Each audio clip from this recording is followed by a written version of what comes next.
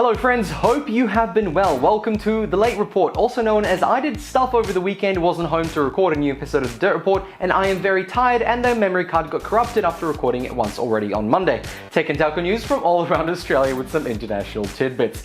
But the show must go on, just like going on about you guys liking this video and smashing the subscribe button. Please not forget about the NBN Nielsen Panel, links below for that. You could win $1,000 per month in the raffle and gain points to exchange for gift cards for places like Bunnings, just by sharing your NBN statistics on your internet performance. So on today's episode of The Late Report, we have ACCC cracking down on predefined search engine defaults, Telstra leading the way in 5G, Qantas gets a vaccine passport, and on the international side, Netflix to crack down on password sharing. Thanks for joining, let's roll the intro.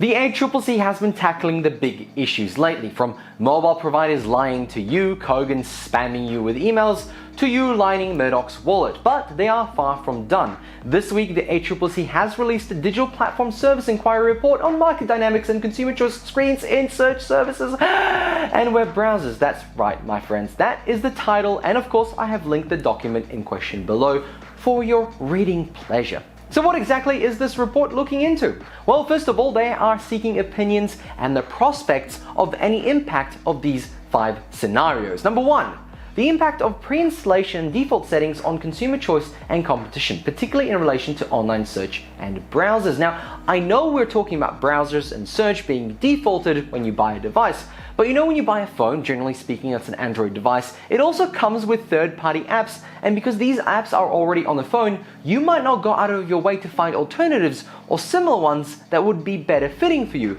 And of course, whatever browser you have is defaulted to a search engine of choice from that manufacturer. And you find that too on a laptop with your Edge browser set to Bing by default. On an Apple device, it's usually Google, but no matter your device, you might not end up having even been agreed to the search engine T's and C's, but when you boot it up, it all sort of pops up and it's part of the system. It looks like the manufacturer meant to have it there. Number 2, trends in digital ecosystems and supplier behavior in search services, browsers and operating systems that may impact the supply of search and browser to Australian consumers. Now, a huge culprit of behavior like this is a laptop manufacturer, like mentioned. They get a kickback from installing things like McAfee, stupid bubble games, and other applications that have virtually no benefit except siphoning your money. Yes, I'm calling it McAfee antivirus is absolute trash. Number 3, the extent of which existing consumer harm can arise from design of default arrangements.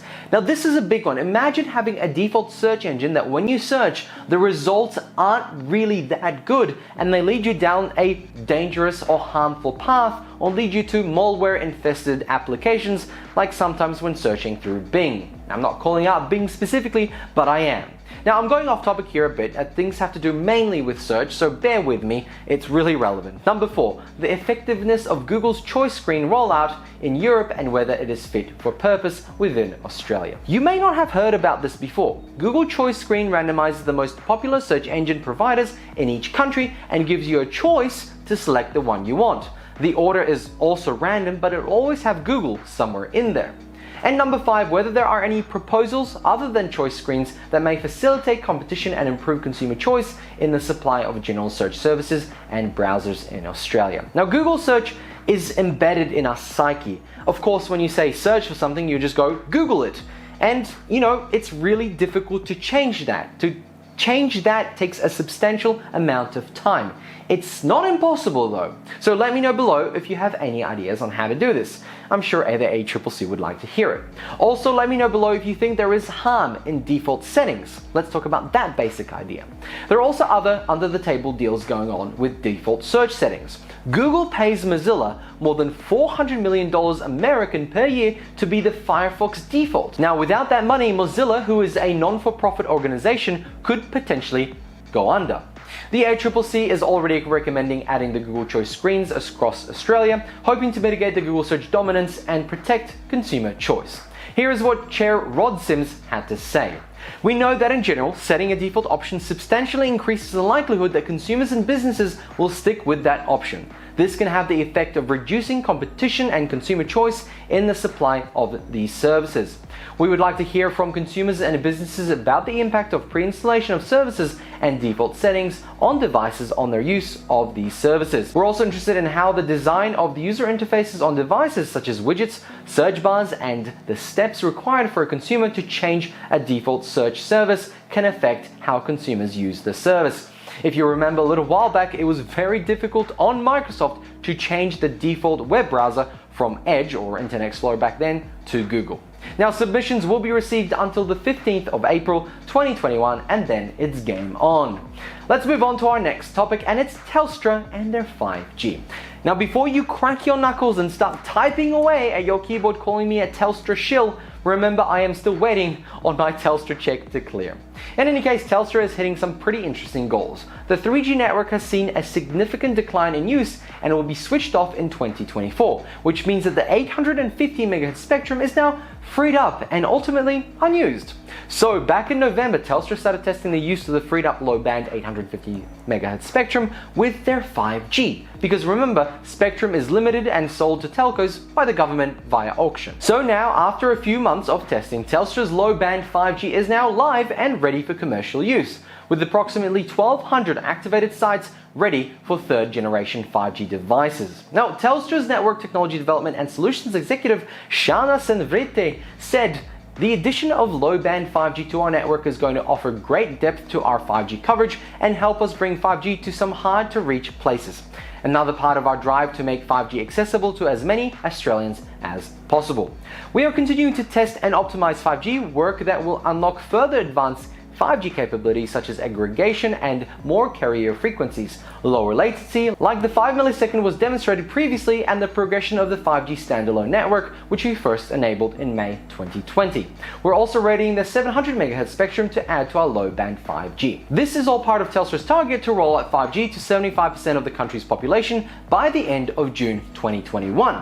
Now, a post from Global Data says 5G subscription share in Australia is expected to grow from 5.7% in 2020 to 34.2% in 2025, supported by 5G network expansions by all three major operators, Telstra, Optus and Vodafone Australia. So let me know your thoughts below. Is Telstra the leader in 5G? You be the judge. Let's move on to our next topic. Technology has certainly played a vital part in keeping Australia and the world safe during the human malware pandemic. Everyone now knows how to use a QR code, for example. And geez, it only took a pandemic to achieve that. So this week, Qantas announced what some would call a 1984-themed Christmas special, the Vaccine Passport. The app is named Common Pass, and it is currently being trialed with international repatriation arrivals. The app itself is a secure way to verify vaccines, test results, and other health information of travelers. Because you know, each country has their own version of the database. One is in Excel 1997, the other is Excel 2013. Imagine what happens when they discover Access and let alone SQL. In any case, Qantas and Air New Zealand are some of the first airlines that are using this app to confirm if the person has been vaccinated, and even tested previously for the human malware, whether it be negative or positive. Now, Qantas has said the vaccinations will be mandatory for international travel, and either this or another app will become the little paper ticket you need to leave and return to Australia. Now, maybe in the future we will be able to store that information on the RFID chip in your main travel passport, but for now the quickest way is an app. Qantas did say they are working on ways to connect the vaccination certificates with other travel documents, but not specifying it would be a general passport. Let me know your thoughts below. Is another app needed for international travel? Ultimately though, do you care if you're going to get to travel? Time for some international tidbits, so make sure to also like this video if you did and subscribe to see more. Netflix is our last topic, so let's get cracking. So Netflix is the audio and video visual version of crack. Netflix, after cracking 200 million subscribers, are now cracking down on password sharing. But enough of cracking, what's going on really? Well, why do I even bother asking? Of course, it's about money. Lots and lots of money. Netflix password sharing is a $9 billion problem, and that's annually. Imagine that, knowing you could be making $9 billion more per year. Now, I'm sure you would do a lot to try and capture some of that, and maybe double-digit percentages could really change the game for Netflix. So Netflix has implemented a new feature to stop password sharing by asking the user to verify account ownership in a specific time frame or get locked out and ask to buy their own account. The test is simple. Get an email code or SMS code or verify later, but that verify later only works once. A simple spell, but absolutely effective. This should give people sharing a fair warning, but I guess the question is, how dedicated are the sharers to their sharing? Well, like I mentioned earlier, that $9 billion isn't 100% attainable. There is no way to capture it all, but if they could inconvenience at least 20% of people to stop sharing and pay for their own, their bottom line would skyrocket.